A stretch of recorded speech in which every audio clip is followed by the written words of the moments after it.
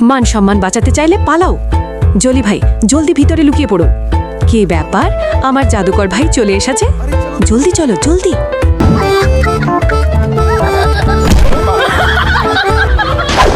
ওদের কোথায় লুকিয়ে রেখেছো? আমি আমার ভাইদের সাথে বেইমানি করব না। উফ, ওরা এখানে পা ধুচ্ছে। দেখো, আজ যদি আমি ওদের চামড়া না তুলি তবে আমার নামও মলি না। दादी माँ, आपको सर्दी ज्यादा होती है पैरों। দাদিমা, আপনার পায়ে তো খুব ঠান্ডা লেগেছে, পা গরম জলে ডুবিয়ে রাখা উচিত। হ্যাঁ, একদম ঠিক, সবসময় নিজের শরীরের যত্ন নেওয়া উচিত। ছেলে মেয়েরা তো সাথে নেই, বুড়ো হয়ে গেছি, তাই হাত পাও ঠিকমতো চলে না। আজ থেকে আমরাই আপনার দেখাশোনা করব। একদম ঠিক, আজ থেকে কোনো সমস্যা হলে আমাদের বলবেন।